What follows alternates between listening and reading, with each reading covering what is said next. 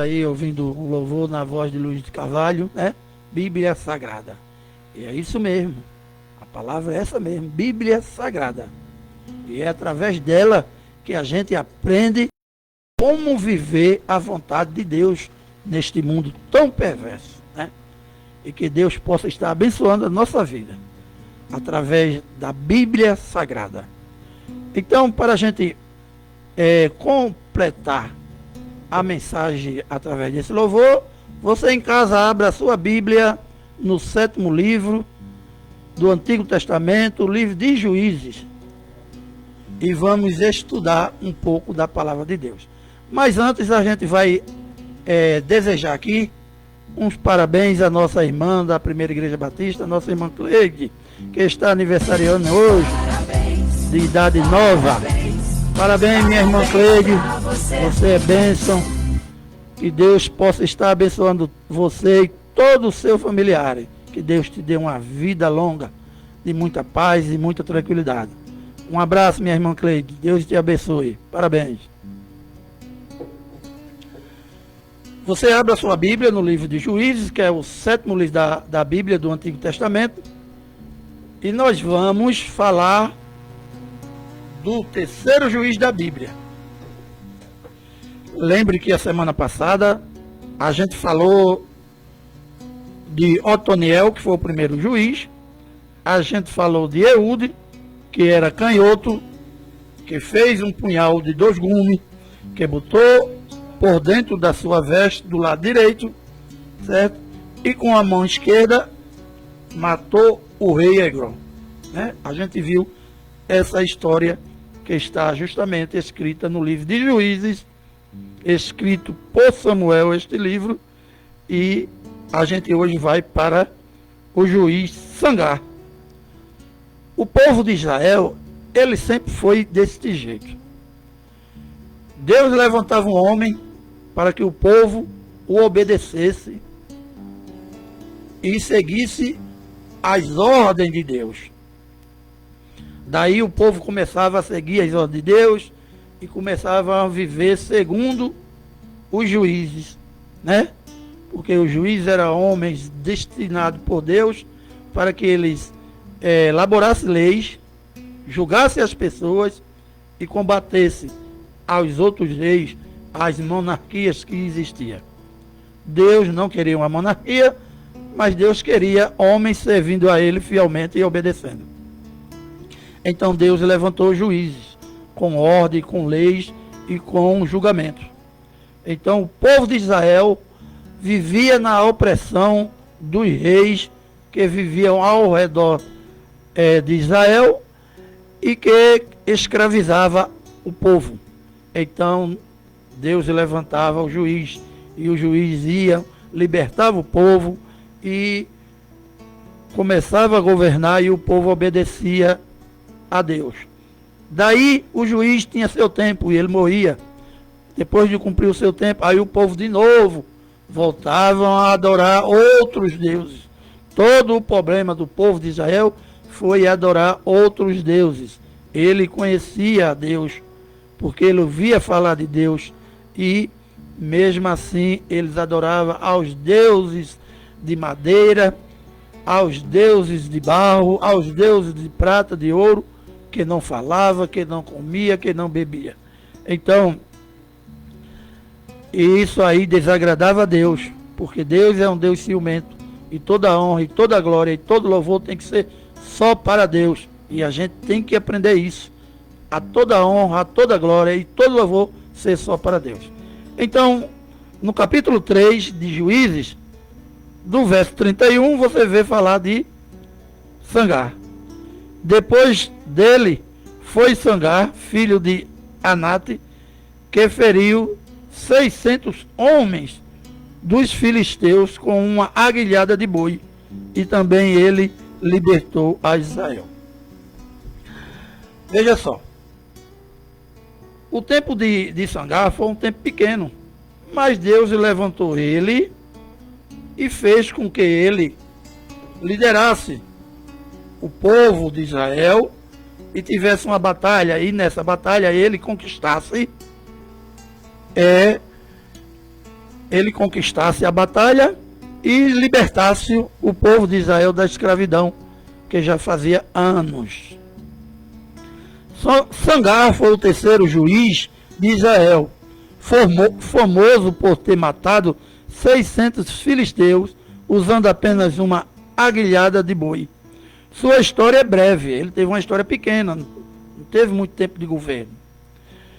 Destacada em Juízes no capítulo 3, verso 31, e mostra como Deus pode usar pessoas improváveis para libertar seu povo. Sendo a bravura e a força de Sangar a grande demonstração disso. A aguilhada de boi era uma ferramenta agrícola e seu uso como arma ressalta a inesperada engenhosidade que Deus utilizou para a salvação de Israel. O juiz e sua arma, Sangar, filho de Anate, sucedeu Eude e é mencionado como o juiz que livrou Israel da opressão dos filisteus. Seu ato notável foi matar 600 filisteus com uma aguilhada de boi. O significado da história: o relato curto de Sangar serve para demonstrar que Deus escolhe pessoas comuns para realizar grandes feitos. A aguilhada de boi, uma ferramenta agrícola, simboliza a força e a engenhosidade de Sangar ao usá-la como uma arma contra um exército. O contexto histórico dessa história de Sangar como um juiz, o período de Sangar foi marcado por instabilidade com os israelitas, oprimidos por outras nações. O uso da aguilhada de boi também pode indicar a falta de armas apropriadas entre os israelitas na época, reforçando a dificuldade da situação e a magnitude da força de Sangar. Então a gente vê que para Deus libertar você da opressão, da perseguição e da humilhação, não precisa de armas. Ele usa o que ele quiser para te libertar. Mas primeiro, para ele me libertar e libertar você dos seus tormentos, das suas aflições, das perseguições que procuram abater você todos os dias de alguém, você precisa estar presente nos pés de Deus, ser obediente. E foi isso que Sangar fez. Porque Deus sonda o coração do homem. A gente vai ver que Samuel também foi um juiz. E quando ele ungiu Davi, antes Manassés apresentou os seus filhos. Mas aí Samuel achava que o mais forte, o mais velho, seria o escolhido. Mas Deus repreende a Samuel e diz que ele sonda os corações e não o interior do homem, não o físico, não a beleza. Ele sonda o coração. E Deus conhece o meu coração, conhece o teu coração e sabe o que nele habita. Tudo começa pela mente. A nossa mente que maquina todos os dias algo a fazer. Às vezes para o bem, às vezes para o mal. Por quê?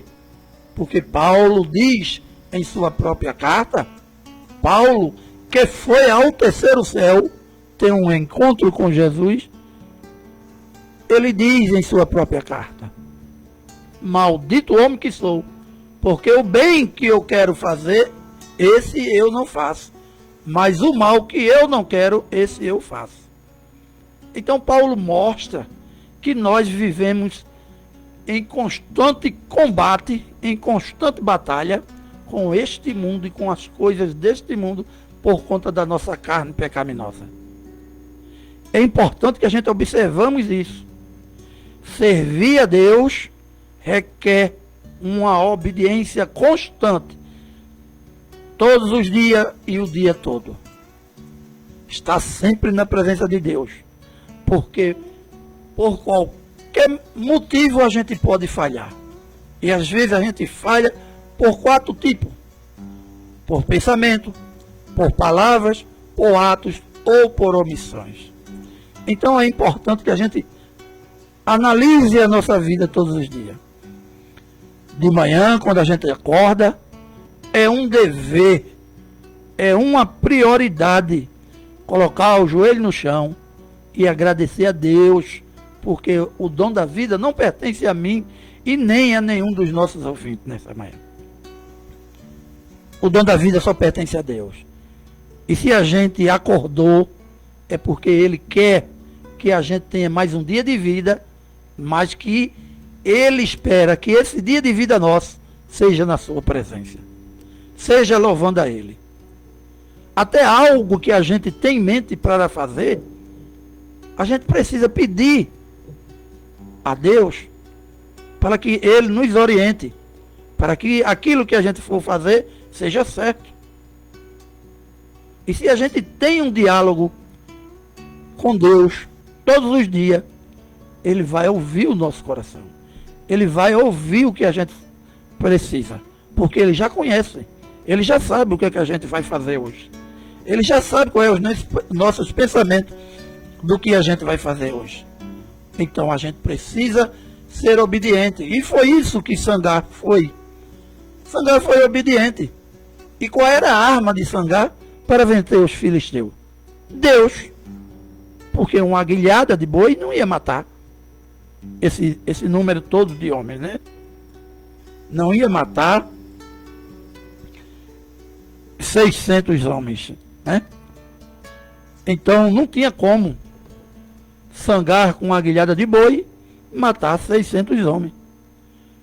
Mas Deus, Ele usa qualquer coisa para que você se defenda e vença aquela batalha. Para Deus não há nada difícil. Deus criou o universo dentro de 6 dias, né? E depois fez o homem, que é nós, a imagem dele e semelhança. Imagina quanto tamanho a gente tem. A gente é maior do que todo o universo perante Deus. Ele fez a imagem dele e semelhança. Mas aí a gente desonrou a Deus quando pecamos lá no Éden, né? Quando Adão e Eva pecou, desonrou a Deus, deixamos de ser a imagem e semelhança de Deus, porque não passamos mais a obedecer ao que Deus determinou. Não era que aquelas árvores ali, aquele fruto que Ele proibiu que não pudesse comer. Era a obediência ao que Ele tinha determinado. Ele só queria isso do homem.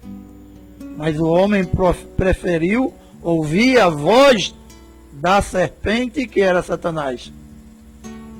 Certo? Ouviu a voz do erro. Ouviu a voz da desobediência. E é assim nós hoje. Às vezes a gente se acorda, amanhece o dia, bota o pé no chão. Já é dizendo: meu Deus, como é que vai ser hoje as coisas aqui dentro de casa? Está faltando isso, está faltando aquilo, não sei como é que eu vou fazer. Eu tenho um boleto para pagar, eu tenho não sei o que para resolver. Coloca teu joelho no chão, ora e agradece a Deus pela vida que Ele te deu. Se Ele te deu a vida, é porque Ele tem uma solução para o teu dia, no dia de hoje. Mas para isso Ele quer ver o teu agradecimento pela vida que Ele te deu mais um dia e colocar as dificuldades nas mãos dEle. Porque aquilo que eu ou você pode fazer, a gente tem que correr e ir atrás. Não é também ficar parado esperando que Deus faça tudo por nós. Mas é a gente correr e ir atrás. Se a gente está desempregado, a gente tem que correr atrás de um emprego. Botar currículo, espalhar currículo, conversar com um, conversar com outro, para que Deus também veja o nosso esforço e toque no coração de alguém para abrir um emprego. Ou alguém acha que o emprego que a gente tem, a gente ganhou pelo nosso mérito. A gente somos, hoje eu sou aposentado. Quem me aposentou foi Deus. Quem me deu o meu emprego foi Deus. Se você hoje tem um emprego, você tem que agradecer a Deus, porque foi Ele que lhe deu. Não foi pelos seus méritos. Que a gente não temos mérito nenhum para conquistar nada, se não for pela vontade de Deus. Então é importante que a gente analise isso. E Sangar venceu aquela batalha por conta da obediência. Obediência. E ali libertou o povo, e o povo passou de novo a servir a Deus. Mas aí veio a desobediência de novo, depois da morte de Sangar. O povo voltou a desobedecer, né? O povo voltou a desobedecer ao juiz Sangar e veio de novo a idolatria dentro do povo de Israel, que era o maior problema do povo de Israel, era a idolatria, né? Então, no capítulo 4 do livro de Juízes, diz: os filhos de Israel tornaram, depois da morte de Sangar, os filhos de Israel tornaram a fazer o que era mal perante o Senhor, depois de falecer Eude. Entregou-os o Senhor nas mãos de Jabim, rei de Canaã, e reinava em Hazor. Cícera era a comandante do seu exército, o qual então habitava em Rosete Raigum. Clamaram os filhos de Israel ao Senhor, porquanto Jobim tinha 900 carros de ferros e por 20 anos oprimia durante os filhos de Israel. Depois de Eude morreu, teve esse pequeno juizado de Sangar. E depois desse juizado de Sangar, o povo ficou desgarrado e oprimido. Aí Deus levanta uma mulher. Veja a importância da mulher que ela sempre teve na Bíblia. Ela não foi muito reconhecida, né, no Antigo Testamento, mas foi mais reconhecida no Novo. Mas ela já tiveram participações importantes no Antigo Testamento.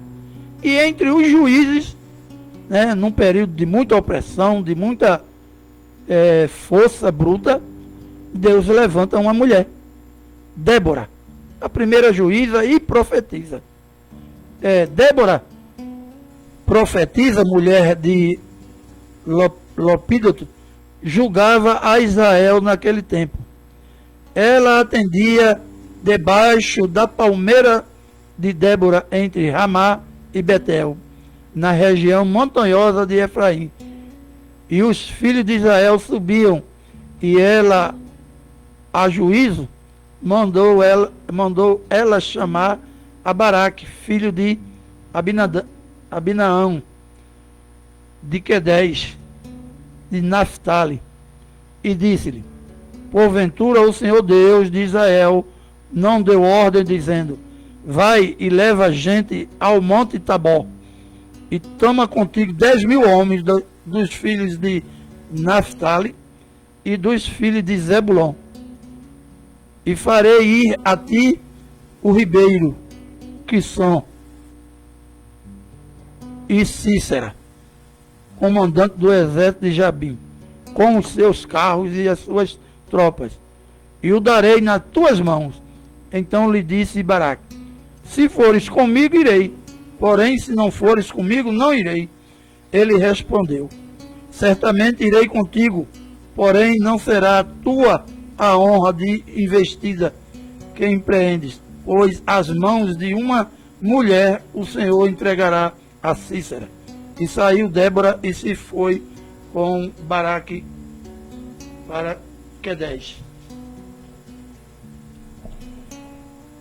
Então Baraque convocou a Zebulon e a Naphtali em Quedes. E com ele subiram 10.000 homens. E Débora também subiu com ele. Ora, Heber, queneu, se tinha apartado dos queneus, dos filhos de Obabe, sogro de Moisés, e havia armado as suas tendas até o carvalho de Zanim, que está junto a Quedes. Anunciaram a Cícera que Baraque, filho de Abinão, tinha subido ao monte Tabor. Cícera convocou todos os seus carros, 900 carros de ferro, e todo o povo que estavam com ele, e Rossete e Raigon, para o ribeiro Quizon. Então disse Débora a Baraque: Despõe-te, porque este é o dia em que o Senhor entregou a Cícera nas tuas mãos. Porventura o Senhor não saiu adiante de ti? Baraque, pois, desceu do monte Tabor, e 10.000 homens após ele. E o Senhor derrotou a Cícera e todos os seus carros e todos os seus exércitos a fio de espada diante de Baraque. E Cícera soltou do carro e fugiu a pé. Mas Baraque perseguiu os carros e os exércitos até Rosete de Raigon, e todo o exército de Cícera caiu a fio de espada, sem escapar nem sequer um. Então, a gente vê que para Deus não existe nada difícil. Basta você ser obediente a Ele. Aqui não é nada mais do que obediência. Se você desobedece, você sofre as consequências. Mas às vezes você pergunta: por que é que fulano não vejo fulano na igreja, eu não vejo fulano fazendo nada da presença de Deus, mas fulano prospera, fulano cresce, e eu vivo 7 dias da semana na igreja e não prospero. Mas não é o fato de você viver dentro da igreja, não é o fato de você congregar todos os dias que vai te fazer, ou fazer Deus fazer você prosperar. É preciso obediência no dia a dia, no seu caminhar fora do templo. É preciso você mostrar para Deus que você realmente é obediente, não da boca para fora, mas da boca para dentro, porque Ele conhece a gente pelo coração. É a nossa mente que Ele vê e observa todos os dias. Então não adianta a gente viver uma vida camuflada, disfarçar, ou até colocar na nossa cabeça que por a gente falar da palavra de Deus a gente já é santo. E tem gente que ainda diz assim: e se Deus voltasse hoje, eu já ia com Ele, porque eu estou salvo. A salvação é uma coisa a conquistar todos os dias. Se não fosse assim, ninguém seria julgado no último dia. É aí onde você vai ser a sua salvação. É quando você for julgado dos seus atos aqui na terra. Porque é que Efésios diz que nós somos salvos pela graça mediante a fé, não pelas nossas obras, mas pelas boas obras. E que boas obras são essas? Começa pela obediência a Deus. Se você for obediente, você vai fazer as boas obras. Como? Amar o seu próximo. Amar ele da maneira que ele é. Às vezes, a gente tem uma opinião formada e quer que as pessoas aceitem aquela opinião formada. Quer que as pessoas entendam da maneira que ela quer que seja. Às vezes a opinião formada minha, ela às vezes está até errada. Mas quer que a pessoa lá aceite da maneira que é. Então não é dessa forma que eu vou amar o meu irmão querendo que ele aceite o que eu queira. Porque talvez o que eu queira esteja errado, não agrade a Deus, e talvez a maneira do irmão que eu vejo que está errado é a que agrade a Deus, né? Porque eu não sei o pensamento do irmão, eu não sei o que é que passa na vida do irmão, eu não sei se ela é mais presente diante de Deus do que eu, mas eu tenho que olhar para ele e ver nele Jesus. Eu tenho que olhar para ele e ver nele um homem de Deus, independente do pensamento dele, porque eu não consigo ler. Só Deus, que é onipresente, onipotente e onisciente. Esse dom só quem tem é Deus, certo? Ele distribui dons para a gente, mas esse só quem tem é Deus. Então é importante que a gente veja, Deus levantou uma mulher, e tanto homem valente que tinha naquela época, mas Deus viu em Débora que era através dela que ela ia libertar de novo o povo de Israel, né? Levantava um juiz, o juiz depois falecia, o povo voltava para a incredulidade, né?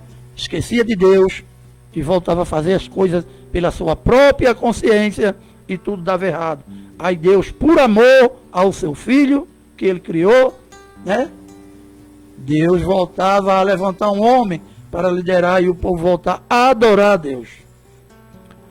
Deus não quer nada meu, nem seu, ouvinte, porque a gente não tem nada para dar a Deus. O que Deus quer é simplesmente a nossa obediência. Às vezes eu não discordo, mas também eu fico analisando. Às vezes nos templos, as pessoas para aceitar Jesus têm que levantar a mão. Se você aceita Jesus, levante a mão. É a gente que tem que aceitar Jesus ou é Jesus que tem que aceitar a gente? Quem é que precisa de quem? É Jesus que precisa da gente ou é a gente que precisa de Jesus? Então, às vezes, até as frases que a gente coloca, ela está fora de contexto, né? Então, é a gente que precisa de Jesus, né? Aí, Jesus é quem vai aceitar a gente, porque ele vai olhar e ver o nosso coração, que a gente está com vontade de obedecer e ser obediente na caminhada. Débora foi uma profetisa e juíza de Israel, conhecida por sua sabedoria e coragem. Ela liderou os israelitas à vitória contra os cananeus, que os oprimiam sob o comando do rei Jobim e do general Cícera. Era uma mulher que servia como juíza debaixo de uma palmeira e convocou o guerreiro Baraque para comandar o exército, profetizando sua vitória e auxiliando o povo em tempos de crise. A profetisa juíza Débora era uma líder espiritual e governante. As pessoas a procuravam para resolver conflitos e ela tomava decisões sob orientações divinas. Liderança militar com o auxílio de Baraque, ela liderou os israelitas em uma guerra crucial contra o opressor cananeu. A vitória foi obtida após uma grande tempestade que desorganizou o exército inimigo, um evento que foi visto como intervenção divina. Papel de mulher na sociedade. A história de Débora se destaca em um contexto patriarcal, mostrando uma mulher em uma posição de grande autoridade e respeito. Ela é a única mulher citada na Bíblia como um status de juíza. Legado. Sua liderança resultou em um período de paz e segurança para Israel. A palmeira de Débora, debaixo da qual ela julgava, se tornou um símbolo da sua influência. Então a gente vê que Deus a fez profeta e ainda mais Deus fez ela uma conselheira do povo. E vendo tudo isto, colocou ela como juíza e fez com que ela vencesse as batalhas.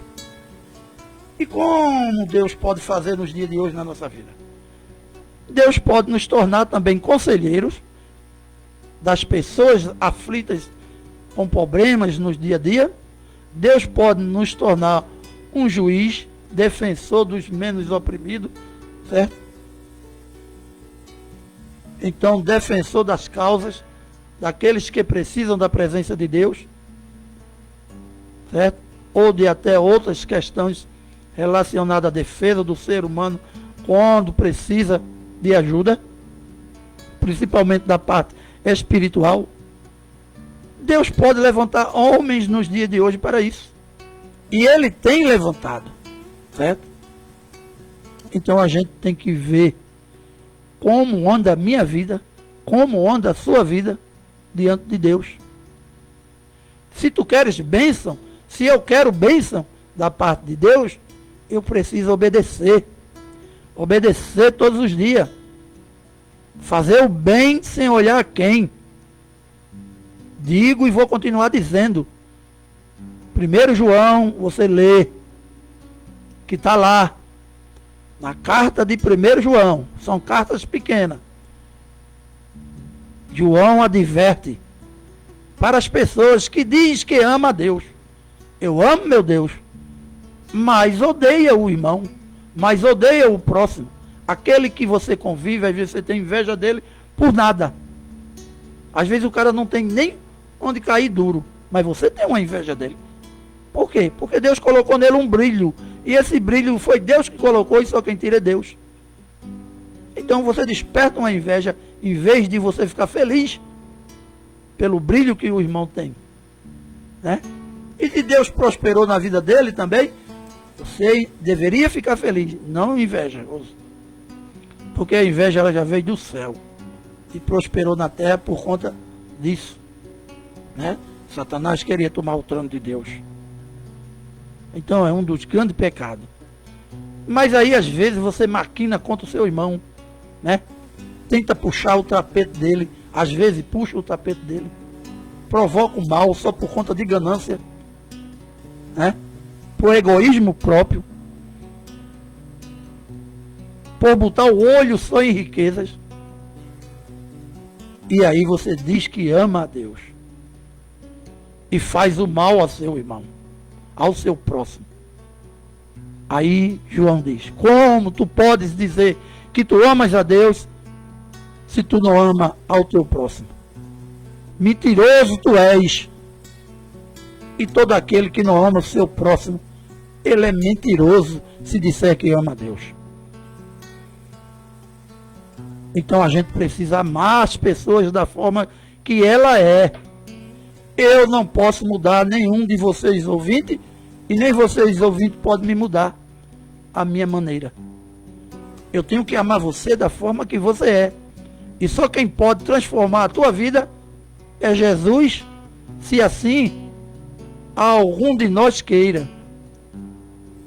Mas como eu posso mudar a minha vida para Jesus? Lendo a sua palavra, estudando a Bíblia, orando, pedindo ao Espírito Santo que toque no coração, para que mude a minha maneira, o meu pensamento. O mundo está cheio de narcisistas, pessoas que não aceitam a opinião de ninguém, e quando algo que ele faz dá errado, arruma um jeito de colocar a culpa no outro. Certo? Então, a gente precisa procurar corrigir os nossos erros, os nossos defeitos. Não somos mais sábios do que ninguém, não somos melhores do que ninguém, somos simplesmente filhos de Deus e devemos obedecer a Ele em tudo. Então que nesta manhã fica esta duas lições de Sangar e Débora, e a gente possa durante toda a semana refletir nas obediências a Deus, que é isso que Ele quer. Então vamos orar e agradecer a Deus por mais uma manhã.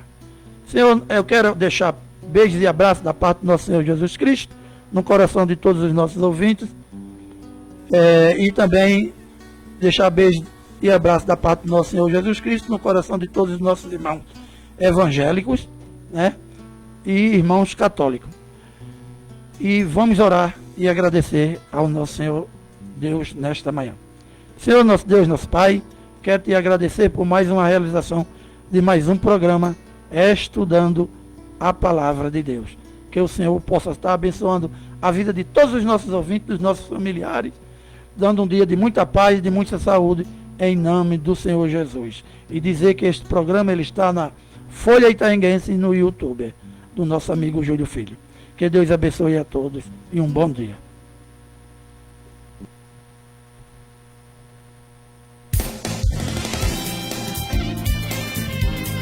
CYX 824, Rádio Comunitária Itaenga FM 98,1.